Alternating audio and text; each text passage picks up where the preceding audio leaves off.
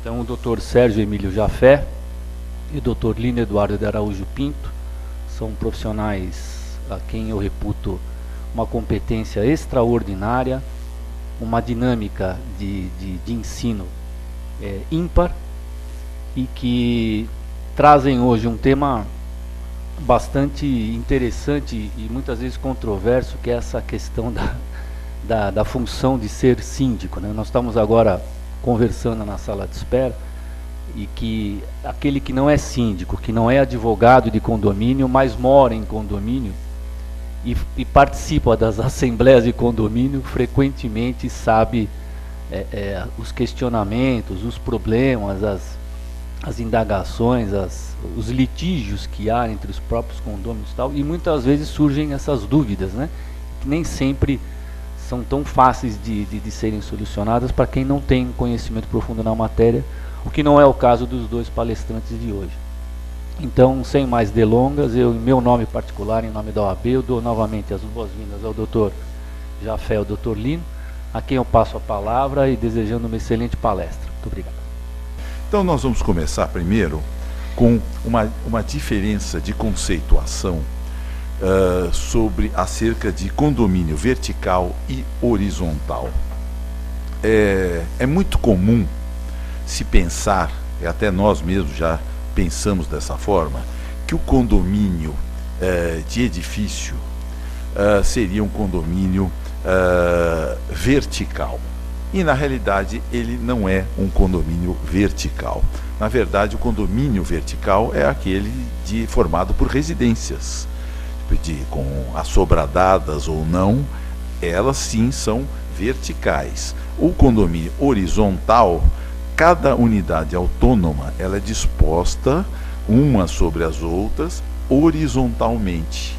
Então, os andares são dispostos de forma horizontal. Então, quer seja um por andar, uma unidade por andar ou 10 por andar, elas são dispostas horizontalmente. E isso muitas vezes a gente vê esse equívoco em matérias, ainda mais recentemente ficam falando em verticalização do centro. Na realidade é horizontalização do centro.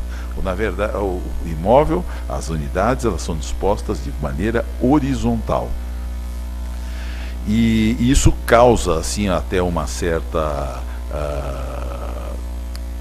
surpresa para quem, principalmente para corretores, na hora de fazer folders, construtoras e tudo. Por quê? Porque usa a conceituação errada. A conceituação certa é a horizontalização, tá certo?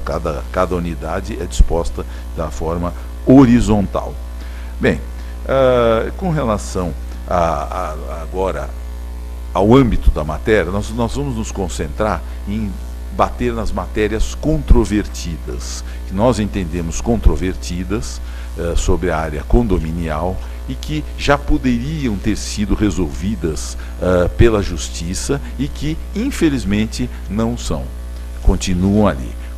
A primeira delas se refere à questão da inadimplência de cotas condominiais, a quem a ação de cobrança deve ser dirigida, se é ao proprietário, aquele que consta do registro imobiliário, se é contra aquele compromissário comprador, aquela pessoa que firma contrato com a construtora do edifício e o contrato não é levado a registro, ou mesmo aquela pessoa, aquele condômino que municiado de um contrato particular revende para outra, ou então aquele que tem o contrato registrado em seu nome, ou já tem escritura completa do imóvel registrada no competente cartório de registro, vende para um terceiro e não cobra dele uma escritura, não cobra dele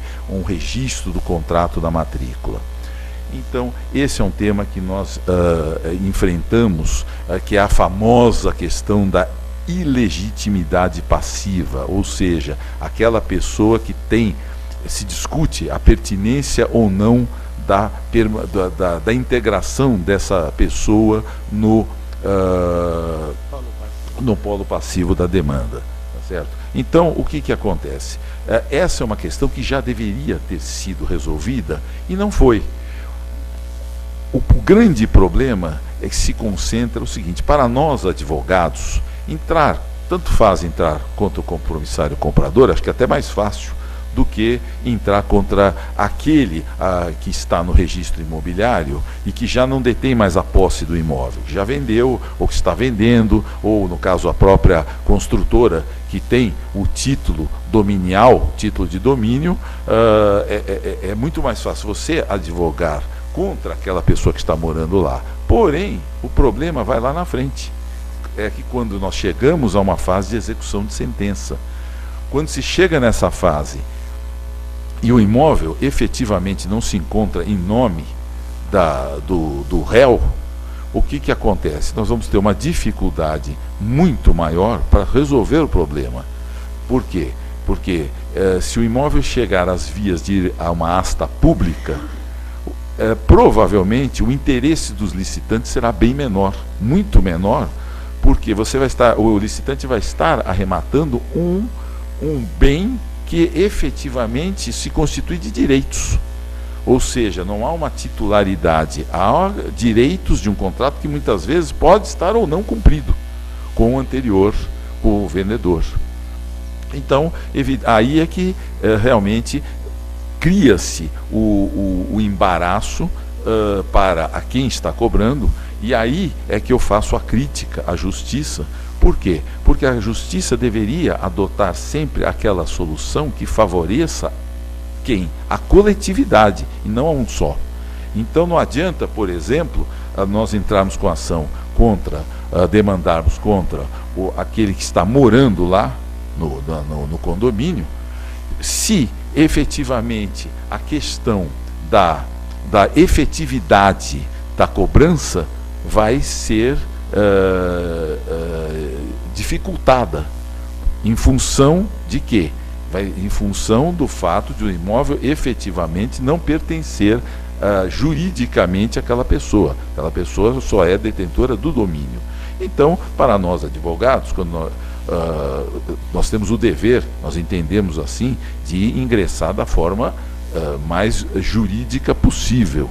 E a forma é justamente demandar contra aquele que está no registro imobiliário. Por quê? Porque efetivamente, quando chegar na fase de execução, é contra esta pessoa que se dará a maior efetividade do julgado. Ou seja, vai se levar o imóvel à arrematação. Quem vai arrematar vai ter uma segurança de que aquela pessoa detinha o título dominial e vai ter, logicamente, interesse. Os licitantes hoje vão ter um interesse muito maior em adquirir meros direitos de contrato de gaveta. Então, só que a justiça não cria discussões que, ao meu ver, ao nosso ver, até eu gostaria que o doutor Lino se pronunciasse, ao nosso ver, são discussões estéreis. Não, porque quem utiliza, quem se beneficia do condomínio é quem está morando lá. É uma redonda inverdade, porque ninguém que mora em apartamento se beneficia da cota condominial, do condomínio. A cota condominial, o que é? Todos nós sabemos, é um mix que representa o rol de despesas destinadas à conservação da área comum. Ou seja, não existe o benefício para a área útil, a não ser o quê?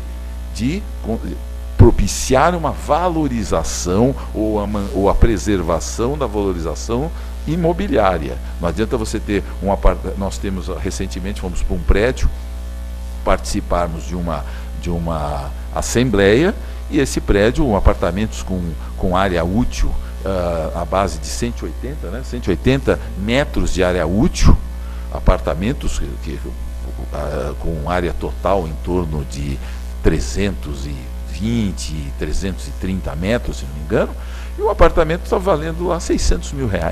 Agora, estivemos lá 2 meses atrás. Por quê? Porque o condomínio está caindo aos pedaços. Embora seja um prédio não muito antigo, construído na década de 90, o prédio está muito mal cuidado. E quando o prédio é mal cuidado, reflete na expressão mercadológica dele. Então, o que acontece? Então, voltando, a verdade é que se equivocam alguns julgadores quando entendem que o condômino se beneficia. Não, quem se beneficia é o geral, tá certo? É a coletividade, o conjunto de unidades autônomas que, para ter sua expressão mercadológica, para que inclusive tenha também a sua conservação e para que possa subsistir ao tempo, ele precisa ter uma conservação. Agora, ninguém do condomínio vai prestar serviço na sua unidade. Você não pode chamar o zelador, o porteiro, que entende lá de eletricidade, e falar, ó, chega lá 10 horas da manhã, vem arrumar uma lâmpada na minha casa, ou vem arrumar uma porta. Não tem nada disso. Na realidade, a cota condominial reflete da porta para fora da unidade autônoma.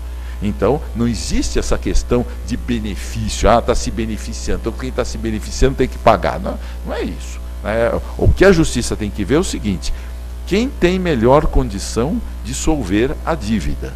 Por quê? Para evitar que a coletividade condominial padeça com rateios para cobrir a inadimplência. Você gostaria de acrescentar?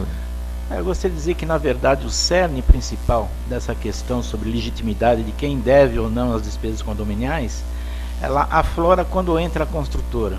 Quando você vai no registro imobiliário e verifica que a construtora consta ainda como proprietária. E elas realmente, elas não querem ser chamadas a juízo, tá? Porque elas entendem que, como elas venderam e a pessoa não registrou, o problema é de quem comprou. Mas legalmente, o proprietário é quem figura no registro imobiliário. E outra coisa, um aspecto que as construtoras se beneficiam, é que elas não fazem questão de que seja passado para nome delas, né?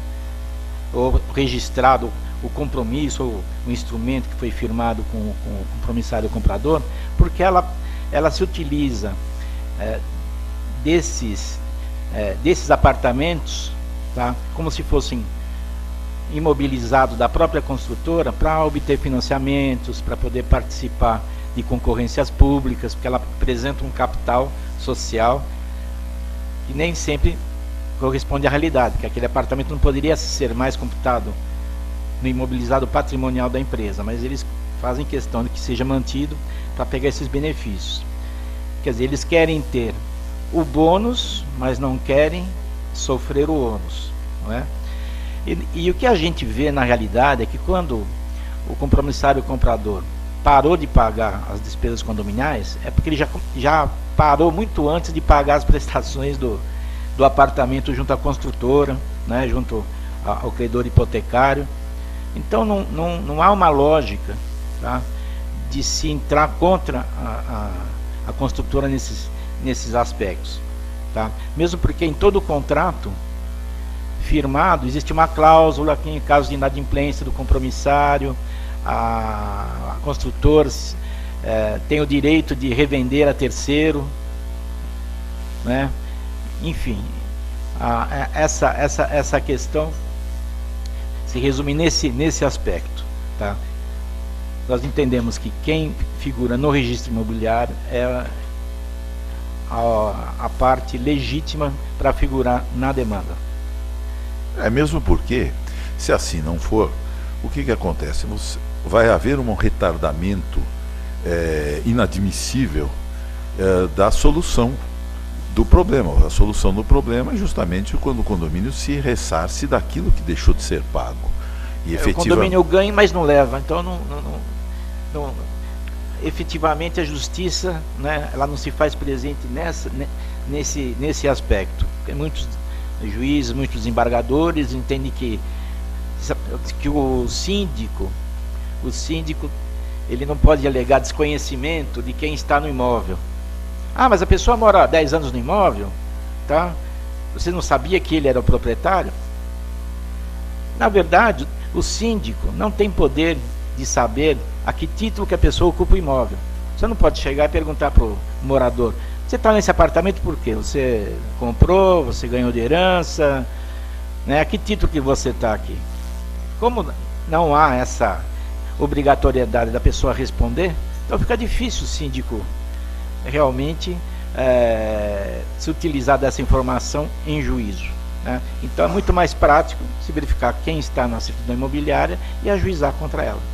E a discussão, quer dizer, ainda continua, porque o STJ, não sei se os senhores têm conhecimento, eu tenho acompanhado, o STJ tem decidido de uma maneira muito peculiar, no sentido do seguinte: condomínio, quer dizer, o compromissário comprador só vai responder se efetivamente comprovar que o condomínio tinha ciência da transação. É uma solução paliativa que também conduz à dificuldade lá no fim do caminho, porque é complicado levar-se à asta pública um imóvel em que efetivamente não se tenha uma titularidade.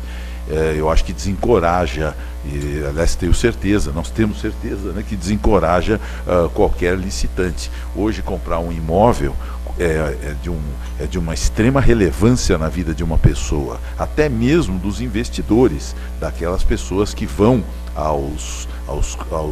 tornam a vida uma rotina, o comparecimento e a disputa de imóveis em astas públicas. Até para eles há um certo desincentivo em adquirir um imóvel que não se tenha uma titularidade. O que acontece?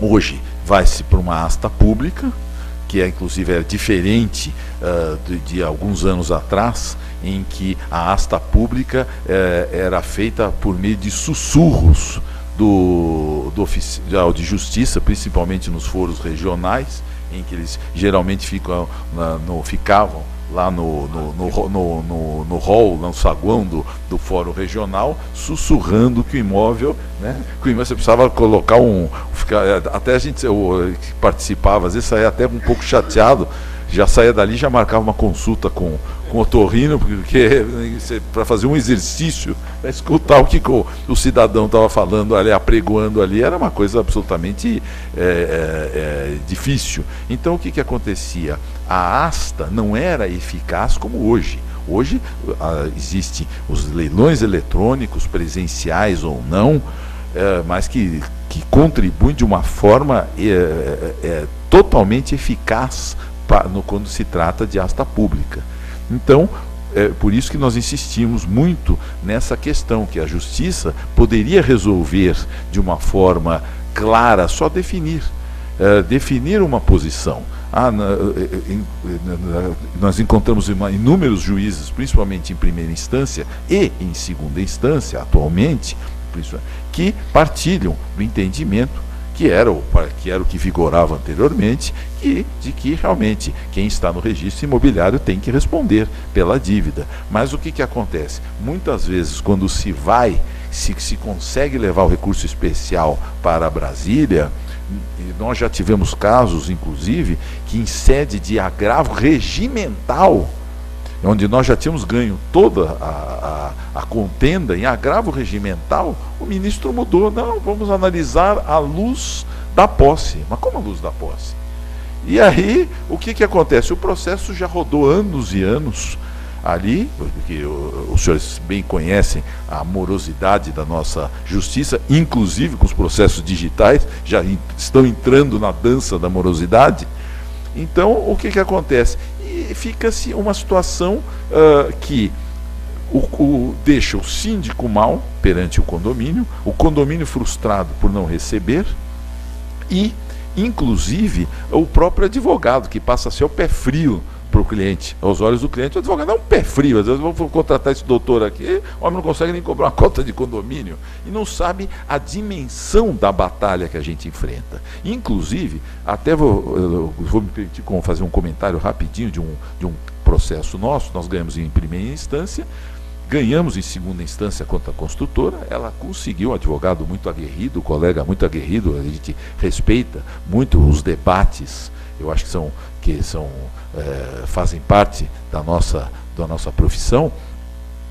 O colega conseguiu, em recurso especial, em grau de recurso, a uma construtora, e que atribuir a responsabilidade ao o condômino inadimplente ao prestamista, ao compromissário comprador, e reverteu e o condomínio perdeu a ação.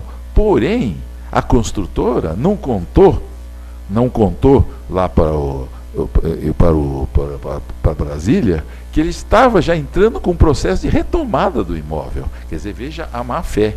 Tanto é que agora nós estamos entrando de novo com a ação,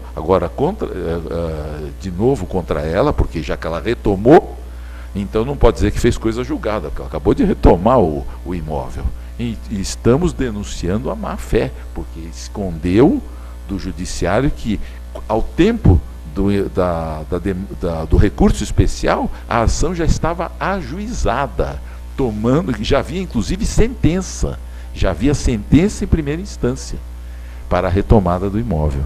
Então veja bem, que situações que poderiam ser resolvidas se a justiça se pronunciasse.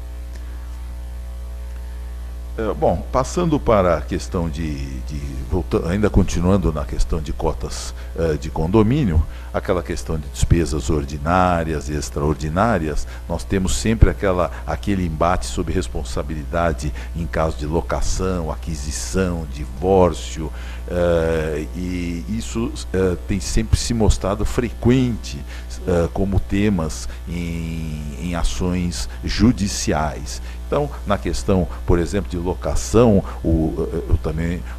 a responsabilidade do locatário, a responsabilidade do locador, frente às despesas extraordinárias, como se sabe, a responsabilidade é do locador. O locatário responde pelas despesas ordinárias. Na questão, por exemplo, de uma pessoa divorciada, vamos dizer o seguinte, entrar no caso do cônjuge varão que sai do lar e deixa o apartamento para a sua esposa ou ex-esposa, e deixa o imóvel é dele, mas fica ao usufruto dela. Então, nesse caso, quem responde pela despesa extraordinária, pela despesa ordinária? E isso é uma questão que a gente vê muito no fórum, a questão dos locatários, locadores e locatários. Tem que trocar uma tubulação, está havendo um problema de coluna, infiltração, quem responde? Então, evidentemente, tem sido sempre palco de discussões judiciais, porque na hora de usufruir todo mundo quer, na hora de pagar ninguém quer. Então isso gera realmente uma discussão acalorada nos nossos tribunais. Você gostaria de acrescentar? Realmente a questão da responsabilidade é sempre muito debatida dentro do condomínio, a questão das infiltrações, né? Principalmente nas áreas comuns. A gente nem entra no aspecto dos particulares, porque normalmente é mais fácil quando o vazamento vem de uma unidade próxima, ou pegada a outra, ou vizinha, né? Sempre se identifica, e aí realmente a responsabilidade do morador daquela unidade que está passando o vazamento. Mas o problema ocorre quando esse vazamento é nas áreas comuns. Então precisa ver se a responsabilidade é do condomínio, tá? Se advém de uma unidade autônoma, e ver se a responsabilidade também, apesar de ser do condomínio, não é do síndico.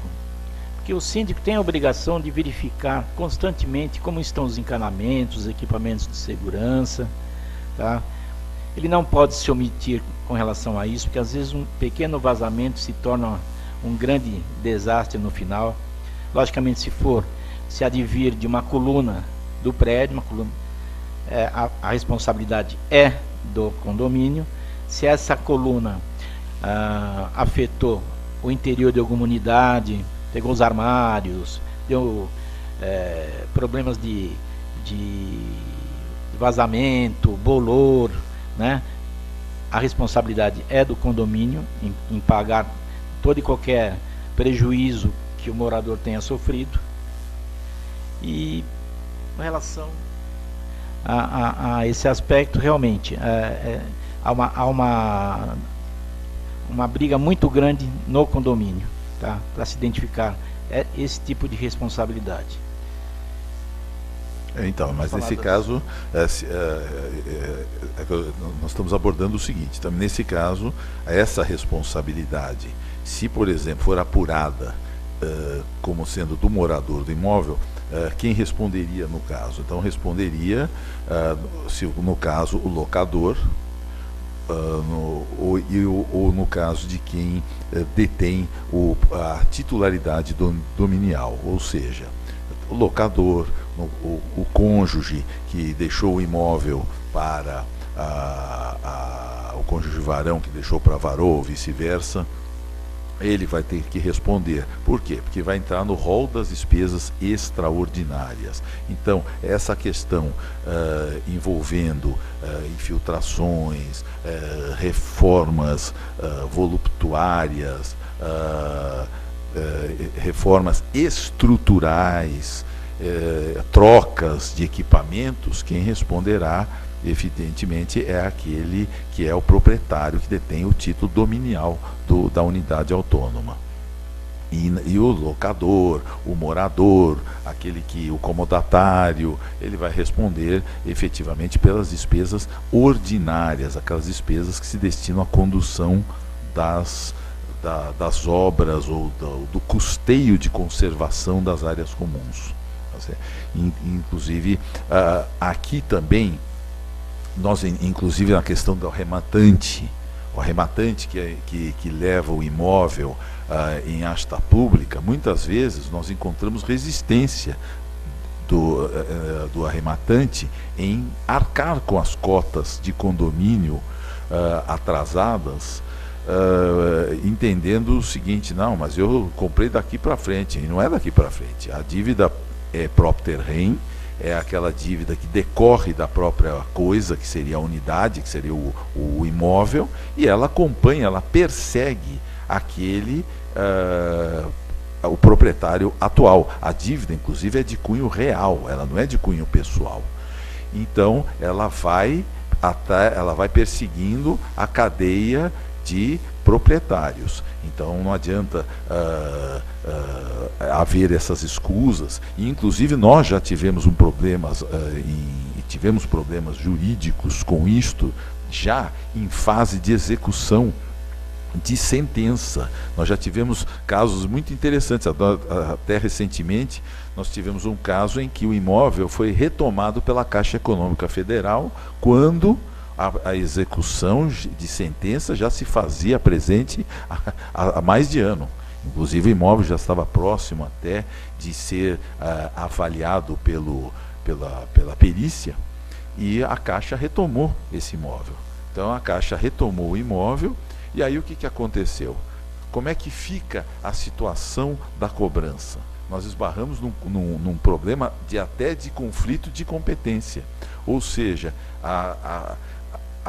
praticamente o processo morre e volta ao zero, porque nós somos obrigados a dirigir a cobrança para a Justiça Federal, e a Caixa Econômica vai passar a responder com direito, inclusive, de contestar, de discutir o pagamento das cotas condominiais. E a Caixa sempre dificulta. Na realidade, nós até já temos assim conhecimento extrajudicial que a Caixa Econômica ela só procura facilitar pagamentos quando ela tem ciência que o imóvel está desocupado. Se o imóvel está ocupado, a Caixa procura dificultar enormemente. Então, praticamente todo um trabalho que foi feito, que tinha sido feito na Justiça Estadual, tem que se recomeçar na Federal. Isso é um aspecto que traz até muito desconforto e muita frustração, não só para nós advogados, como para quem está cobrando, que no caso é o condomínio. Nesse aspecto, é muito melhor para o advogado quando a retomada do imóvel é feita por banco particular. Porque o banco particular é mais ágil, ele procura já quitar rapidamente as despesas, porque ele já quer colocar o imóvel de volta no mercado, tá? E não há essa preocupação com relação aos bancos estatais. né? Eles veem muito o lado social, então, como o Dr. Sérgio falou, se há algo ocupando, eles deixam de lado e vão levando, né? Prejudicando, inclusive, em muito o condomínio. E aí o que acontece? A solução, como voltamos a dizer, ela se retarda. Ou seja, isso que a justiça deveria ter em mente. Porque em função de se retarda uma solução que atinge o coletivo. Então, aqui não é um por todos, todos por um. Isso aqui dá certo nos mosqueteiros, na história dos 3 mosqueteiros. Na vida prática, você tem que observar o interesse prevalente das pessoas, dos condôminos que residem no condomínio, e não olhar ao aspecto, enfocar apenas no devedor, porque o devedor e prejuízo aos demais condôminos. É isso que é uma crítica velada que a gente faz. Inclusive nós já participamos de debates até com desembargadores, alguns concordam, outros discordam. A maioria tem pendido para concordar, tem realmente aceito as argumentações. Mas quem advoga na área condominial sabe desses problemas, conhece, já deve ter experimentado decisões aí que realmente frustram. Porque é duro você começar um processo, seja um processo que tem primeira e segunda instância, vai para um recurso especial. Algumas vezes o recurso segue ou não segue, aí tem o despacho denegatório, você passa por tudo isso para depois, na fase de execução, ser frustrada. Por quê? Porque a Caixa Econômica retomou, ou porque muitas vezes o imóvel é arrematado em outra ação que não é aquela que está sendo proposta. Então o imóvel já foi retomada numa outra ação, principalmente trabalhista, e que você vai querer dirigir a cobrança, vai tentar dirigir a cobrança para o arrematante em fase de execução. Muitos os juízes e muitos desembargadores não aceitam. Eles entendem que não houve processo de conhecimento contra esse arrematante, então te obriga a dar início a uma outra demanda. Então, ou seja, aquela demanda que já se arrastava por 4, 5 anos, agora vai se arrastar por mais 4, 5 anos, só que dessa vez contra o arrematante.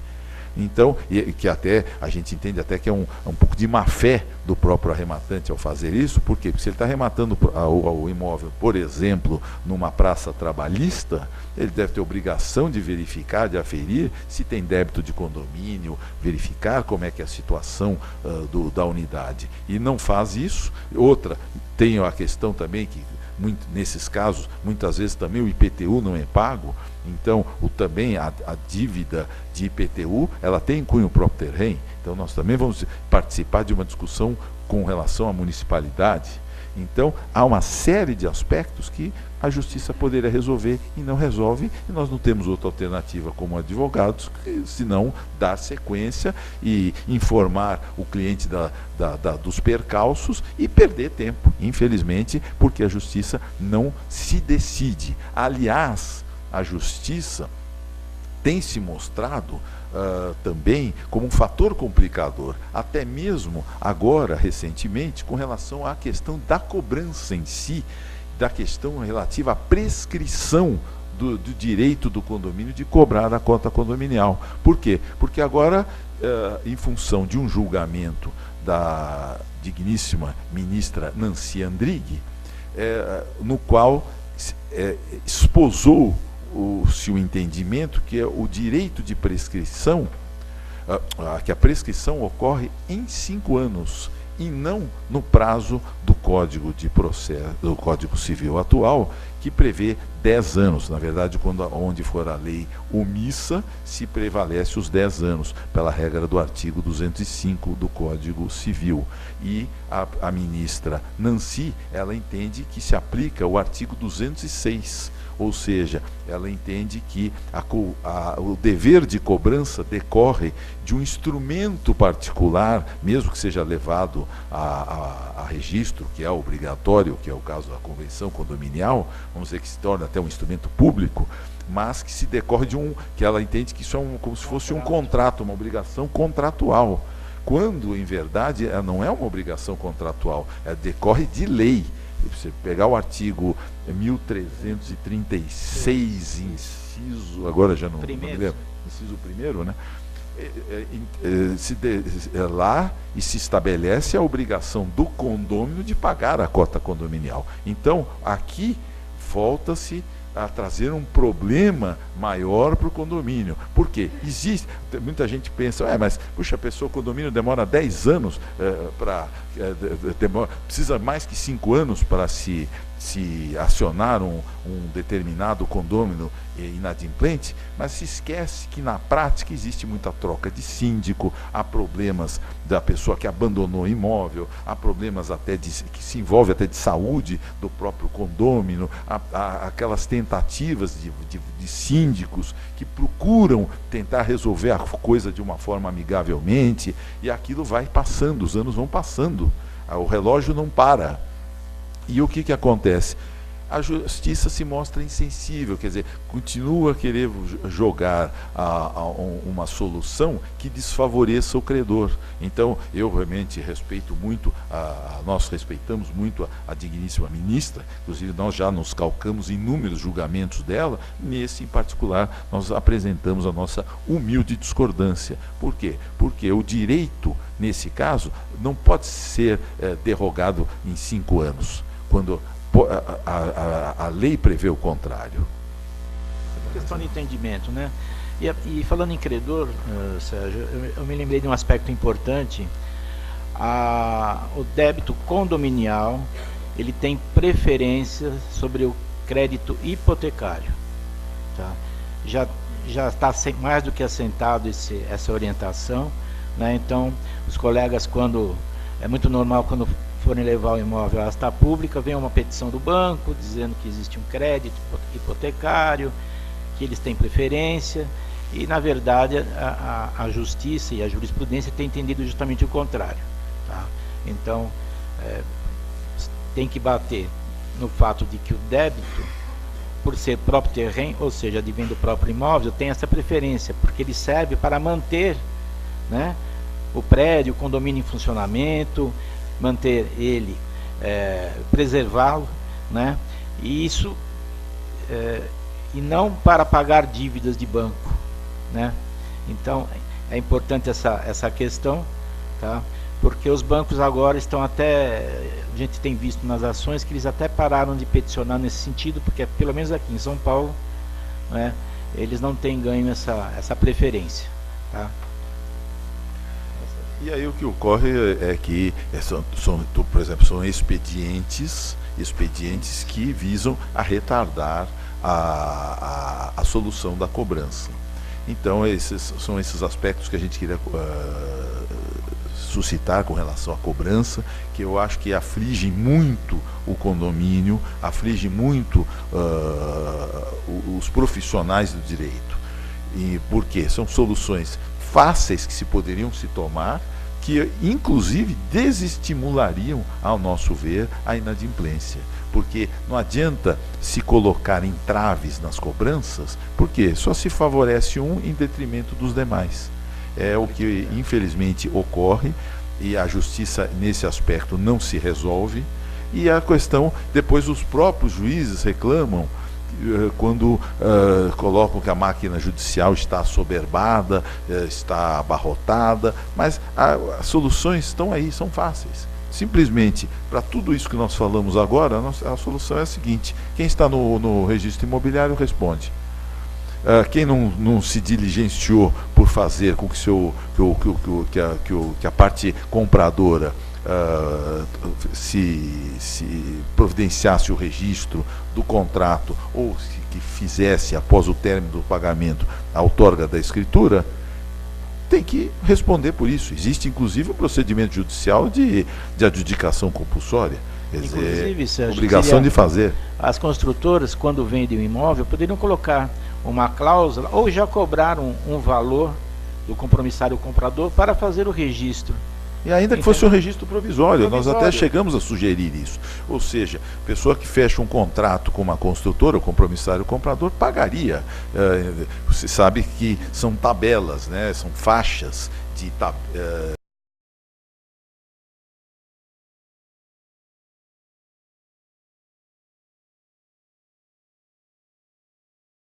registro provisório no início, que depois seria deduzido ao término do que fosse ser pago para tornar o registro definitivo. Pelo menos estaria-se indo contra quem está com o contrato registrado. Ou seja, isso também desencorajaria a construtora, no caso da inadimplência deste compromissário comprador, desencorajaria a construtora também de se manter omissa. Porque é como até o Dr. Lino falou no início dessa exposição, que as construtoras, elas se valem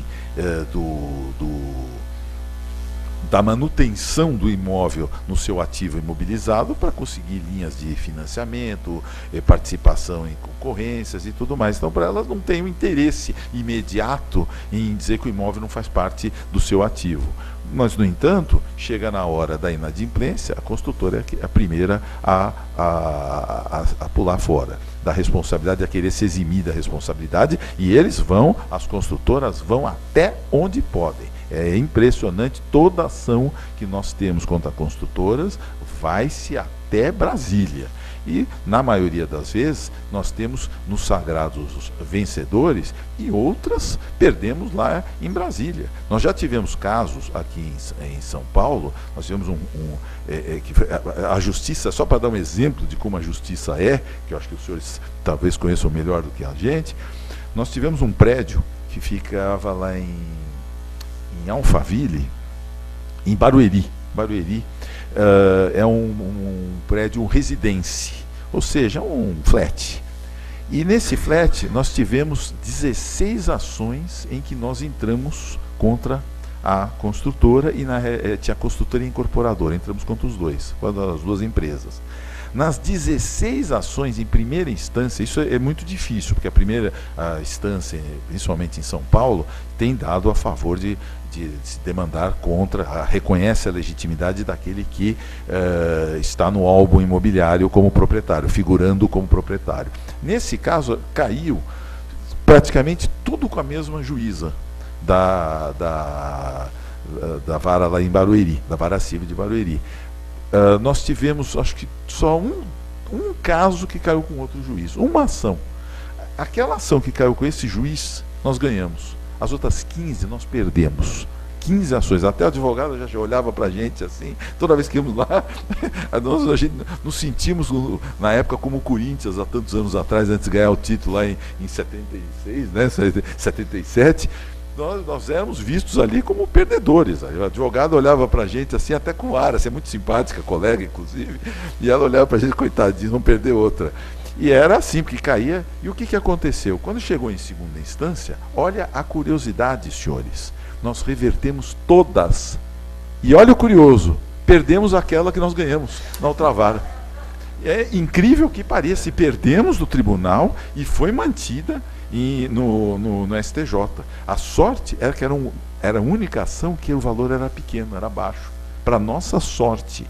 E, lógico, nós sempre recomendamos, Dr. Lino e eu, inclusive somos, além de colegas aqui na escrita, nós também somos sócios há mais de 30 anos. E nós recomendamos sempre às pessoas que trabalham conosco no escritório, e é nossa conduta, informar sempre o que acontece para o cliente. Então o cliente tem que saber o que acontece de bom e de ruim, para dizer, o doutor não avisou, o escritório não avisa, explicar o que ocorre. Por quê?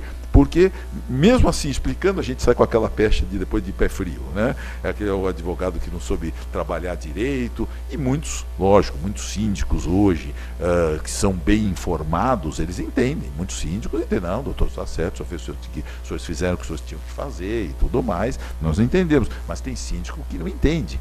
Por exemplo, eu vou entrar até, Lino, eu vou me permitir entrar nesse gancho, eu gostaria que você comentasse também.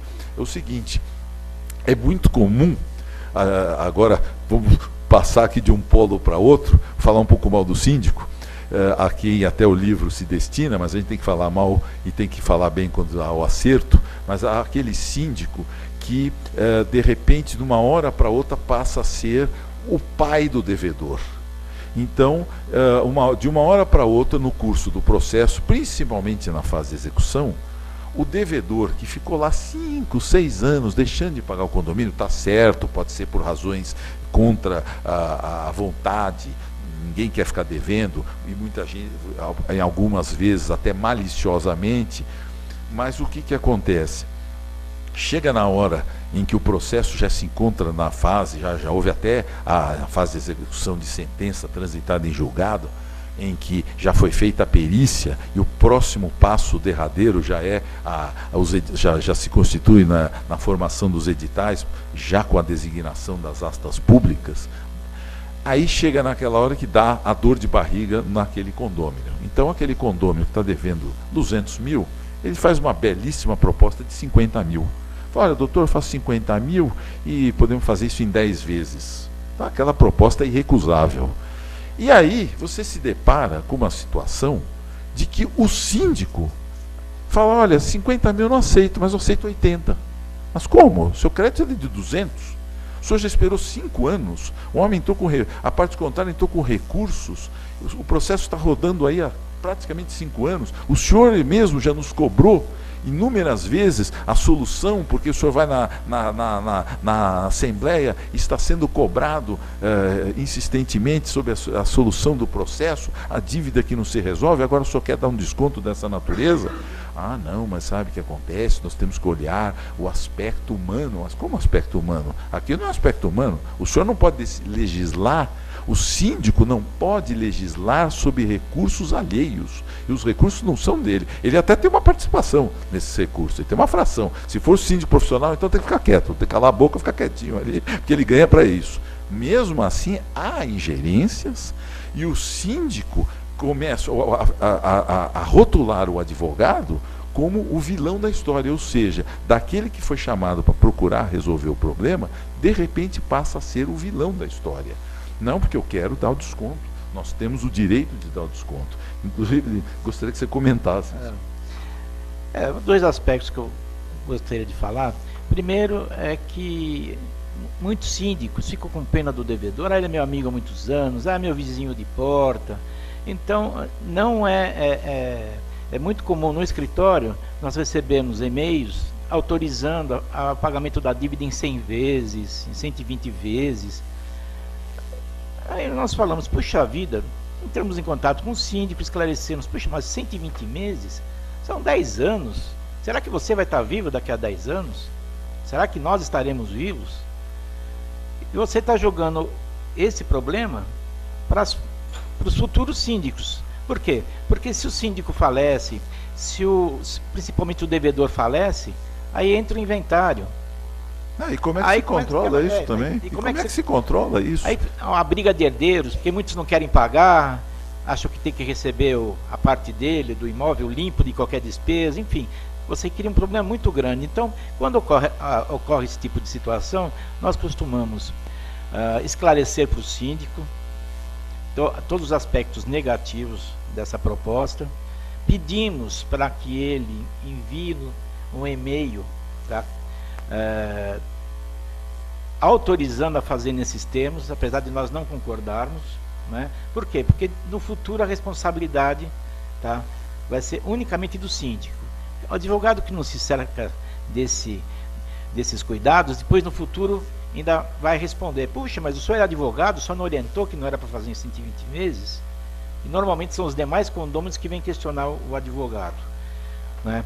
E quando você vê que não surte muito efeito, Então você pede para o síndico, para ele pedir a concordância do conselho consultivo também. Porque aí, normalmente, o conselho consultivo do prédio falou, opa, mas peraí, o advogado está certo. Não dá para fazer em 120 meses, em 100 meses. Né? E isso por quê? Para você se cercar de não ter esse tipo de responsabilidade questionada no futuro. E também um segundo aspecto que eu acho importante, o advogado, quando firmar contrato com o condomínio, tá, colocar na cláusula que o recebimento dos honorários, tá, são pagos à vista, assim que receber, e não vai seguir o parcelamento. Porque você imagina um advogado, tá, você fica 5 anos no processo, aí o condomínio faz um acordo para pagar em 2 anos, em 24 meses, e você vai receber seus honorários em 24 vezes. E fora a questão das 100 vezes aí, né? Que a questão fala das 100 vezes, porque aí não, e nós deixando para os netos. Não, e essa questão das 100 vezes, Lino, é bom a gente expor aqui para os colegas que não é uma coisa assim comum, não. Nós já tivemos inúmeras solicitações sem parcelas. Aí nós falamos para eles, você vai ficar sem receber. Porque o que vai acontecer é o seguinte, quem controla isso, principalmente se o condomínio se desloca de uma administradora para outra, que é comum, aí se perde, aí acabou, sai de uma administradora, fica 1 ano naquela administradora, porque qualquer reunião de condomínio é assim, né? Na falta de assunto, vamos mudar a administradora. Então, não quer nem saber se a administradora está indo bem, se não está indo bem, é sempre doutor, vamos mudar a administradora, o síndico, vamos mudar a administradora.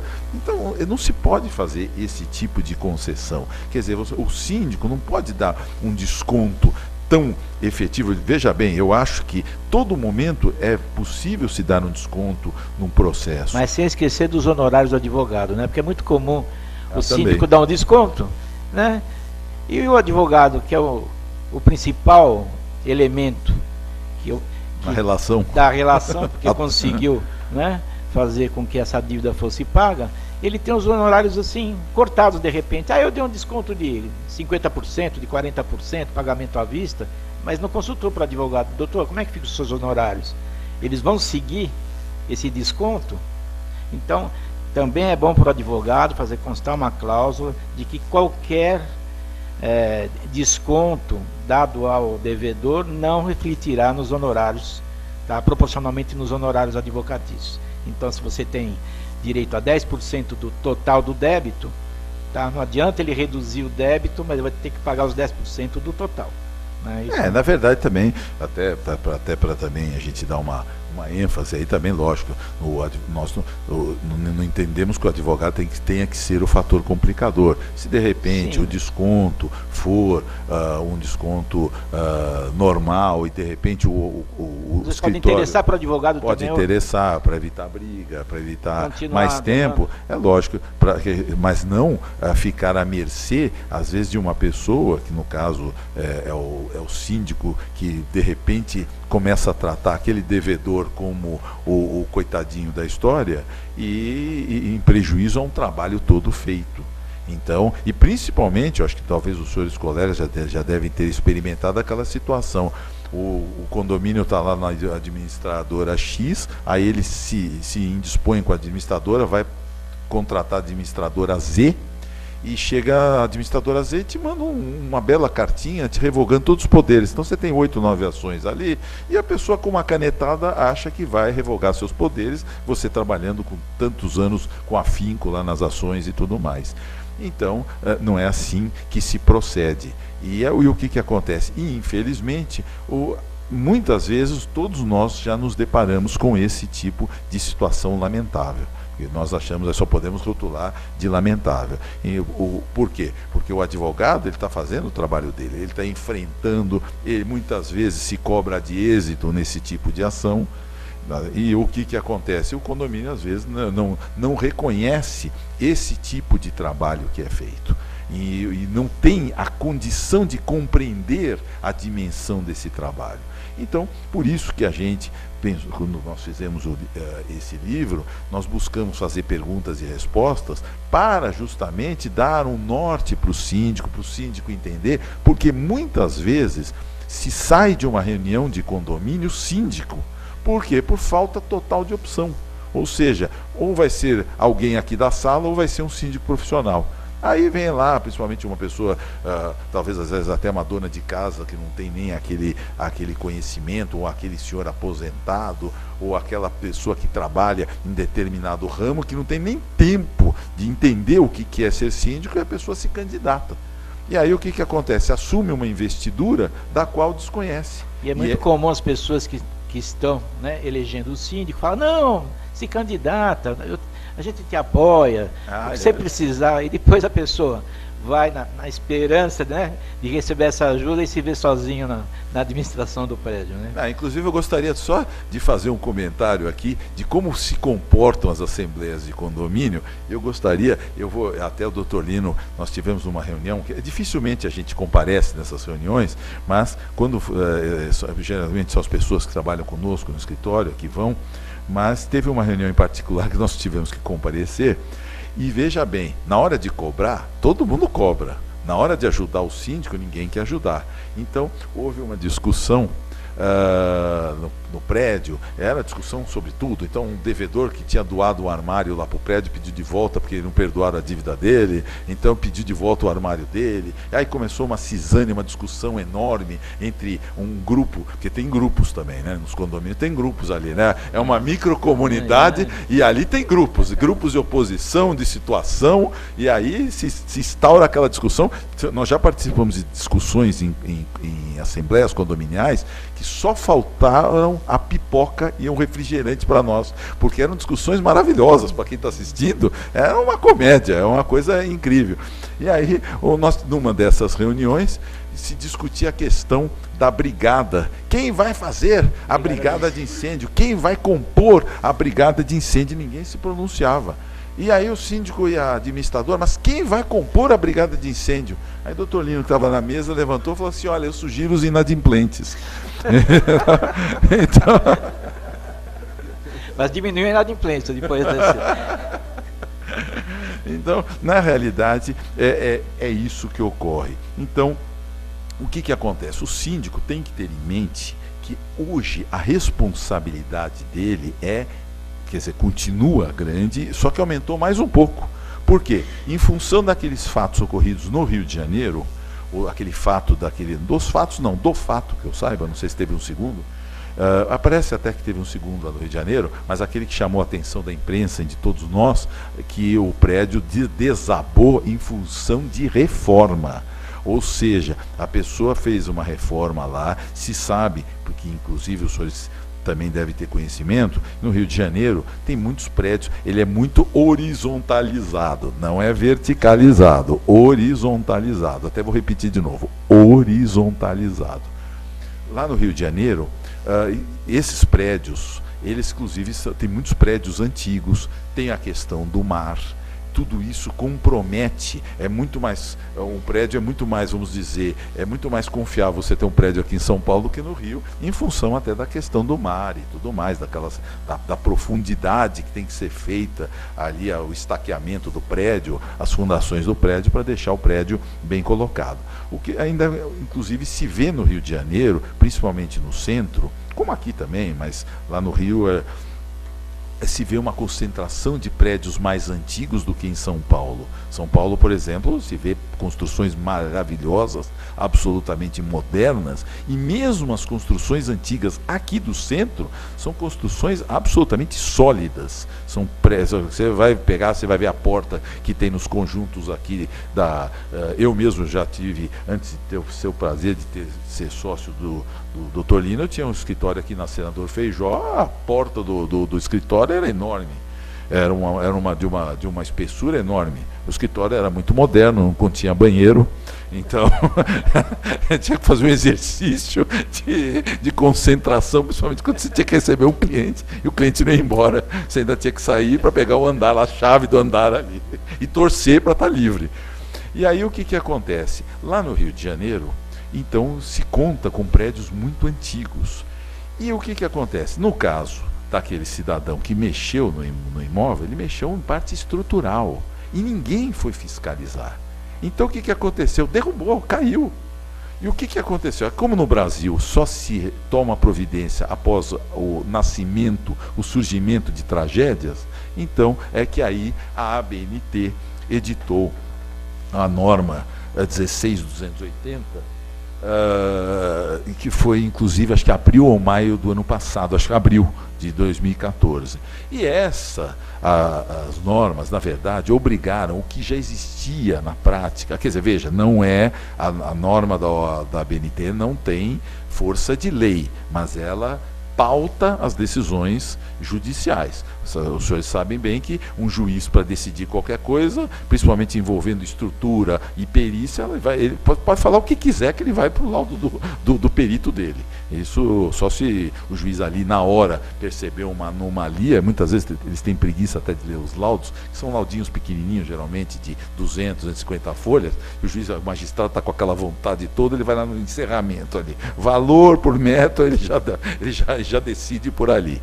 Então, o que acontece? Fora uma questão muito gritante que se pegue assim no laudo, normalmente se toma se toma em conta o laudo judicial. E o que acontece? Agora, a ABNT, ela estabeleceu normas, obrigações para os síndicos, e o síndico tem o dever, até para evitar que o condomínio, que o condomínio vai responder, e ele, síndico, também. Isso, lógico, ele em proporção muito maior, mas na verdade, se houver uma queda, um problema estrutural, vai sobrar para todo mundo. Então, o que acontece? Hoje os síndicos têm que se valer de um direito de, em primeiro lugar, de se verificar lá, estão fazendo obra. Provavelmente aquele que está fazendo obra dificilmente vai procurar o síndico. Então o síndico tem que ir lá na unidade. Olha, o senhor aqui, o senhor está fazendo obra, o que o senhor pretende fazer? Eu pretendo fazer assim, assim, assim. O senhor tem um projeto? Isso aí foi submetido à regional, o senhor tem um engenheiro aí com a RT assinada, eu gostaria de ter acesso a isso. E se houver discordância, o que acontece? O síndico tem que contratar um perito. E esse perito vai ser pago pelos condôminos, inclusive por aquele que está demandando a obra. O certo era que ele pagasse, que aquele que está fazendo a obra pagasse. Mas como isso não teria uma previsão, então o condomínio arcaria até por uma questão de segurança, e justamente aquele fulano que está construindo, que está reformando, ele vai pagar com a sua cota à parte. Então, inclusive essa norma, ela veio mesmo apesar de dar mais responsabilidades para o síndico, mas ela veio em auxílio a ele, porque era muito comum, quem é síndico sabe, ele sabe que tal unidade está fazendo uma reforma, mas ele não sabe a dimensão, até onde vai. Porque normalmente o proprietário fala, eu estou só trocando um pisozinho aqui, estou só melhorando, fazendo a parte elétrica e tal, e na verdade ele está tirando parede, está aumentando, está unindo salas, né? E era comum o síndico chegar na porta, eu vim dar uma olhadinha aqui para ver como é que está o andamento, e o proprietário simplesmente falar, aqui ninguém vai entrar, ninguém vai fazer vistoria, o apartamento é meu, eu faço o que eu quero. E agora, com essa norma, dá mais poderes para o síndico fiscalizar. Por quê? Porque a pessoa só começa uma obra no seu apartamento se tiver autorização do síndico. Tem que ser feito um requerimento, tá? Pedindo autorização para se fazer a obra. Nesse requerimento é bom constar, né? Tem que ter um laudo de um perito ou de um arquiteto especificando o que vai ser feito, tá? Recomenda-se que se ponha o tempo de duração da obra, que é muito... Normalmente a pessoa fala, só uns dias, tá? Isso aqui em 3, 4 dias termina, e passa um mês, 2 meses e a coisa ainda está sendo feita. Então é bom que se estabeleça, tá? O que realmente vai ser feito, tá? Tem que ter uma autorização, e se não houver essa autorização, o síndico tem o poder de embargar a obra, né? Então essa norma realmente, apesar de não ser uma lei, tá? Mas de certa forma obriga as pessoas a seguirem, tá? Porque se acontecer algum acidente, alguma coisa, tá? A primeira questão que vão verificar é se haver autorização do síndico ou não para fazer. E é a questão de tempo dessa norma realmente virar uma lei, né? Inclusive, mas de qualquer forma, ele já certamente pautua decisões judiciais. Porque o que ocorre é o seguinte, imagine o seguinte, as pessoas que moram em prédios, veja que o perigo está embaixo ou em cima e ninguém está sabendo. Então, a questão é, por exemplo, principalmente com as instalações de gás, vamos individualizar os relógios de água e tudo mais, são questões muito delicadas e que têm que ser muito bem acompanhadas no ponto de vista técnico. Senão, para justamente não gerar, né, um problema grande futuro. E hoje, se indenizações estão pipocando para todos os lados aí nos fóruns. Dá certo que não são aquelas indenizações milionárias, mas ninguém quer responder por indenização, ou de repente algum acidente que cause morte, que ocorra em alguma tragédia, que inclusive vai contribuir para desvalorizar o próprio patrimônio, que seriam as unidades autônomas. E aquelas que não foram atingidas, elas vão acabar sendo atingidas indiretamente pela questão mercadológica, desvalorização que os problemas poderão causar aí.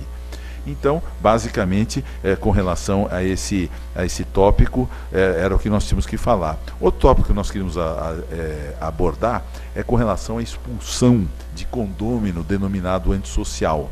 Condômino denominado antissocial, a questão de alteração de fachada também tem sido uma constante discussão nos tribunais, principalmente aquela questão de cobrir áreas, aquelas varandas ditas gourmet ou aquelas varandas grandes. Então se estabelece aquela questão de padronização de vidros, de fechamentos. Então, isso é uma questão que tem tido muita discussão, tem gerado muita discussão em tribunais, principalmente aquelas pessoas que querem cobrir com aqueles rolons, né, que deixa a fachada, que estragam a fachada, principalmente dos prédios novos, que são aqueles fechamentos que tiram a beleza. Então, geralmente... Tipo barzinho de calçada, né? Exatamente, aqueles plásticos. Inclusive, eu até gostaria que você comentasse a respeito desse fechamento. Para se fazer o fechamento dessas sacadas, né, é necessário que haja uma aprovação em assembleia, porque normalmente a convenção condominial muitas vezes é omissa nesse sentido, né, e as construtoras entregam realmente as sacadas sem esse endereçamento, porque ao final isso é computado como área útil. Então as construtoras, quando apresentam as plantas para aprovação na prefeitura, apresentam só as sacadas, sem fechamento, porque senão não vai ser aprovado. Ou então teria que pagar um valor maior por área útil. E o que a gente percebe é que muitas vezes é feito, a pessoa chega e já faz o fechamento sem consultar, sem ter aprovação da Assembleia, utilizando os materiais que ela acha bonito, sem uma padronização. Normalmente, quem faz o primeiro fechamento, tá, elabora um padrão. Agora, cabe ao condomínio fazer uma assembleia ratificando ou não esse fechamento, tá, e se esse é o padrão que vai ser adotado para os futuros. O advogado muitas vezes é consultado para essa questão do fechamento e esquece de orientar os condôminos, não só com relação ao aspecto do fechamento, utilizando os mesmos materiais. Você não pode obrigar o prédio a usar mesmo fornecedor de serviços, mas você pode obrigar os condôminos a utilizarem o mesmo tipo de material. Então, o vidro tem que ser translúcido, com tanto de espessura, usando esquadrias ou não, né? Então se define o padrão, esquadrias incolores ou coloridas, enfim. E muitas vezes se esquece do pós-fechamento, tá? Porque as pessoas aí elas querem fazer a decoração do interior, então uma fecha com cortina de uma persiana, outro com uma cortina branca, outro com uma cortina vermelha, porque combina com a sala, e se olhando de fora, você parece um arco-íris, vai? Então, é importante também se decidir nessa assembleia que tipo de cortina que vai se utilizar, a cor principalmente, né? E as pessoas esquecem disso. Inclusive nós já nos deparamos com problemas da seguinte natureza: quando se fechou o vidro, né, quando se fechou a sacada, a questão daquela porta que dá para a sacada, né, aquela porta de correr que se dá para a sacada, pode tirar ou não pode tirar? Então nós entendemos que pode tirar, lógico. Tudo isso nós sempre aconselhamos que seja decidido em assembleia específica. Então se faz uma assembleia específica para decidir essas questões. Mas nós já tivemos problema de síndico implicar, não, mas peraí, você tirou aquela porta divisória, mas o que a porta divisória está trazendo de alteração? Estaria vindo alteração se eu estivesse mudando as cores da parede da sacada. Então se a sacada é uma cor bege clara, você não pode botar um verde palmeiras ali, não tem sentido. Agora, a questão de você manter a coloração e só remover a porta não causa nenhuma alteração de fachada, desde que, como bem disse o Dr. Lino, o padrão do fechamento seja rigorosamente aquele aprovado em assembleia. Viu, Marcos? Não temos nada contra o Palmeiras, viu, seu time de coração, tá? Apenas um exemplo. Bom, e então... também é muito comum, e isso é um problema que ocorre quando se fecha a sacada. Muitos condôminos querem nivelar o piso da sacada com o da sala. E muitas vezes o prédio não está preparado para esse sobrepeso. Então precisa ser estudado se realmente comporta esse tipo de obra, né? Porque o peso é considerável. Muitas vezes você tem uma diferença de um palmo. Nós mesmos tivemos um caso de um imóvel de 1 por andar, lá aqui no Campo Belo, no bairro do Campo Belo, em que a sacada era gigantesca, era uma belíssima sacada, o apartamento era muito bonito, muito bem dividido, uma construtora até renomada, e o condômino quis colocar um ofurô ali. E não há condição, é aquilo que o Dr. Lino fala. Não, até daria espaço para colocar, mas há o problema do peso. E às vezes as pessoas não entendem isso. Não, pera, precisa ver se isso aqui foi programado para suportar esse tamanho peso aí de água. Seja um ofurô com 1000 litros, imagina o peso disso aí. Então é 1000 litros cúbicos ali, imagina o peso disso no impacto que vai dar naquela sacada que não foi projetada para isso. Tá certo? Então, nós sempre temos aconselhado que as questões sejam dirimidas, que quando o síndico é indagado por condôminos, que ele designe uma assembleia com esse fim específico, pode ser extraordinário ou ordinária, mas que designe para esse fim específico, principalmente, acho que é preferível que seja até uma assembleia de cunho extraordinário, só para tratar disso, para que não se paire em dúvida, se cria um regramento ali e que isso seja seguido. Geralmente esse tipo de reunião ocorre logo após a audiência de instalação, a assembleia de instalação de condomínio. Então geralmente, às vezes não é na primeira, mas na segunda. Que aliás até nós vamos falar sobre comparecimento em assembleia. O comparecimento de assembleia geralmente não é tão expressivo quanto se espera, muito pelo contrário. Em vez que você vai lá para uma reunião de condomínio, você tem 2, 3 condôminos ali e com sono, porque as pessoas não vão, e aí só se vai naquela assembleia, que aquela assembleia concorrida quando respeito a sorteio de vaga de garagem. Exatamente, aí sorteio de vaga de garagem. Aí você tem um comparecimento em massa. Em massa, fica faltando até cadeiras, aquelas cadeiras que estão sempre, aquelas cadeiras brancas que estão sempre vazias ali. Você normalmente o síndico esperto, ele aproveita para pegar outras questões e coloca na pauta também e deixa o sorteio para o final. Né? Para ficar aquela expectativa. E essa questão de sorteio de vagas de garagem é que tem também gerado muitas discussões, como utilizar a garagem, a responsabilidade do condomínio frente às ocorrências na garagem. Então isso é uma questão. Outro dia nós vimos uns comentários numa rede de televisão em que o colega dizia que o condomínio não responde ainda que tenha segurança contratada. Ao contrário, o condomínio, no nosso entender, o condomínio não responde sob furtos quando não há uma segurança no prédio. Quando há questão de segurança no prédio, automaticamente ele avoca para si a responsabilidade pela guarda. Agora, é lógico, existem situações que não dá para fugir. Quando você chega lá na garagem e vê um vidro arrebentado ali, tanto do lado de dentro como do lado de fora tem caco de vidro, evidentemente é muito difícil não entender que houve realmente um furto dentro da garagem. Mas, em geral, o condomínio só deve responder por furtos quando, em primeiro lugar, se socorre de manobristas, quando se socorre de segurança, aquela segurança privada para tomar conta das áreas úteis, das áreas comuns do prédio, especialmente a garagem. Então, e nós vimos justamente comentários diversos, e são comentários, no nosso ponto de vista, equivocados. Como nós já vimos também colegas dizerem, olha, o condomínio que atrasa o condomínio, vamos cortar a água dele. Vamos cortar, tirar a água dele. Outra coisa, o condomínio não pode usar piscina.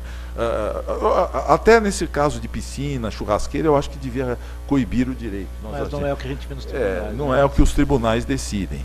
Principalmente com relação à água, isso é impossível, porque é um item de sobrevivência. Então você não pode efetivamente cortar uma questão de sobrevivência. E nós já vimos colegas dizendo isso em exposições, em programas televisivos, é uma coisa que a gente até fica assustado aí.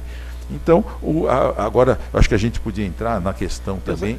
Só para fazer um parênteses, com relação a furtos e danos em veículos na garagem, né, logicamente, o síndico ele tem um perfil da pessoa, né, porque existem muitos condôminos que são malandros. Nós tivemos um caso em que o condomínio foi acionado porque um dos moradores acionou para que fosse reparados os danos no Porsche dele, que teriam sido avariados dentro da garagem. Ele juntou umas fotos e tal, e analisando o local, o carro dele ficava na lateral de uma coluna, tá? Então, na verdade, para se atingir o carro dele, tinha que pegar a coluna primeiro, pela posição que estava. Ele falou que o carro foi arrastado. Só que um Porsche, nós até entramos nessa minúcia de dimensões e peso, pesa 900 quilos. Então, para você arrastar um Porsche 5, 10 centímetros do local, precisa ser uma batida muito violenta. E a parte, vamos dizer, carroçável da garagem precisava ter uns 200 metros, tá certo? Então, como a curva em que ficava próxima de uma curva, o carro tinha que fazer tinha que ter atingido uma velocidade de 60 por hora. Quer dizer, não era crível tudo aquilo que ele dizia a respeito do carro, não é? Então, o advogado tem que analisar essas minúcias, tá? A gente se comprovou, na verdade, que no dia seguinte em que ele apresentou a queixa, na noite anterior ele chegou de madrugada, justamente porque o carro dele era preto, né? Então, da cor preta, então ele entrou de madrugada, o porteiro meio sonolento, né? Nem percebeu nada, os danos visíveis no carro, entendeu? Então, são esses aspectos que você precisa tomar muito cuidado. Então, não é o fato de que aconteceu um dano dentro da garagem que o condomínio já fica responsabilizado. Mesmo porque isso aqui também é uma bela noção, né, de anticivilidade, né? Porque a verdade, você mora numa microcomunidade, como é que a gente denomina os condomínios, você tem que colaborar. Nós mesmos tivemos ontem um cliente que foi ao escritório e comentou que o carro dele, ele tinha comprado um carro novo, uma Piruana dessas novas aí da Honda, e o carro se encontrava batido na frente e atrás. E ele estranhou, porque ele tinha o carro da esposa dele na frente, eram duas vagas, uma na frente da outra, e ele estranhou como é que esse carro foi batido na frente e atrás. Aí ele, em primeiro lugar, ele foi se dirigir a um estacionamento onde ele sempre estaciona, perguntou, falou, não, Aqui, quantos anos que o senhor estaciona com a gente? O senhor veja como é que a gente bateria na frente e atrás do seu carro e tudo mais. Deram uma explicação que deixou o cliente convencido que não tinha sido lá, e ele só estaciona lá, porque é o trabalho dele. Todo dia ele estaciona lá e fica com o carro lá, ele permanece, é uma pessoa que trabalha internamente, não faz serviços externos. Aí, ele era engenheiro, e engenheiro, você sabe, mexer com engenheiro e com advogado é complicado. E ele, como engenheiro, ele se pegou uma trena e foi vasculhar a garagem. E a sorte, para a sorte dele, essa história toda aconteceu, ele constatou esse dano na quinta, no sábado ele se municiou da trena lá e foi ver os carros. E encontrou... E as alturas de cada carro, né, com possíveis danos em outros carros, né? E aí ele encontrou 2 carros que poderiam ter sido suspeitos aí. Chegou foi conversar com o motorista explicou que provou para ele, na conversa, que não era aquele carro. Então, não restou outra alternativa senão ligar para o apartamento onde seria o outro provável suspeito. Quer dizer, ele foi um Sherlock Holmes automobilístico ali. E ele chegou e conversou tão logo conversou com o dono da unidade. Sabe o que acontece? É o namorado da minha filha que bateu. Agora, como é que ele bateu atrás e na frente? Bom, em primeiro lugar, já se começa por aí, você vê que belo vizinho que você tem, né? Quer dizer, é um elemento que não tem nenhum espírito de coletivo, nenhum. Quer dizer, o jeito dá uma batida, em vez de procurar a pessoa, olha, errei, bati, vamos ver como é que a gente conserta isso aí, faz os orçamentos, eu pago. Não, se omitiu, tá certo? É uma omissão ali digna dos melhores embargos de declaração. E o que aconteceu? Aí depois se assentou que o seguinte, como o nosso cliente deixava o carro desbrecado, inclusive apesar de ser um carro automático, ele colocava no N para deixar desbrecado, para quê? Para quando a mulher dele quisesse tirar o carro ou fazer a coisa. Então o que aconteceu? Quando o carro bateu, ele já bateu e já pegou no carro da esposa dele. Só que o carro da esposa dele, como era uma perua com um para-choque reforçado, não sentiu dano, mas o carro dele sentiu o dano. Não sei se por não ser tão reforçado, aí já é outro aspecto. E aí o que acontece? Nós ele nos procurou e nós fizemos uma minutinha de acordo para se fizesse os reparos. Mas você veja como é o espírito de coletivo que tem, infelizmente, em alguns condôminos. E é por isso que nós vamos entrar agora na questão do comportamento antissocial. Nós já estamos para encerrar essa palestra aqui, nós estamos abusando aí da paciência dos senhores aí, mas nós entendemos interessante abordar esse aspecto do condômino dito antissocial. O condômino antissocial é aquele que, por reiteradas práticas, perturba o condomínio de uma tal maneira que a lei, a partir da edição do atual Código Civil, previu as sanções que variam de 5 a 10 contribuições condominiais. Mas tem casos que você pode até aplicar esta pena sem sequer ter a necessidade da reincidência. Quando o delito, quando o desassossego é muito grave e que você sabe que não vai ter uma segunda vez. É um caso que nós tivemos de um casal de condôminos. Em primeiro lugar, que ele costumava se exercitar no hall de entrada do prédio. O homem se exercitava, você está saindo do elevador, e o homem se exercitando ali, fazendo lá com o seu aparelho e tudo mais, porque naquele momento a academiazinha lá do prédio estava em reforma, e ele resolveu se exercitar fora, ali no hall de entrada. Passado isso, tudo bem, não é motivo para se aplicar uma pena uma sanção tão forte. Mas passado algum tempo, ele resolveu dar uma festa de São João, e justamente agora, mês de junho, né? Isso aí já ocorreu, já faz uns belos 5, 6 anos atrás, mais até, 6, 7 anos atrás, é aquele tipo de causa que o advogado pega, cobra um valor, depois vai ver que fica 5 anos para ganhar a ação e cobra aquele valor irrisório. Se fizer a conta diária, não paga nem... Só estacionamento que se gastou nos 5 anos. Nossa, só estacionamento não cobriu. É verdade, nós pagamos para trabalhar. Só veja que nós somos tão inteligentes, nós pagamos para trabalhar nesse caso. Nós somos advogados pro bobos, não é pro bônus, pro bobos. E o que acontece? Nesse caso específico, ele deu uma festa e botou um touro mecânico. Ele trouxe um touro mecânico. No meio do salão. No meio do salão. E o que é mais grave, pasmem, a cabine de força daquele edifício era um prédio, não sei nem que bairro que era, acho que em Pinheiros, era em Pinheiros, inclusive era um prédio antigo, mas muito bonito, arborizado e tudo mais, só que a casa de força do prédio ficava próximo a... salão.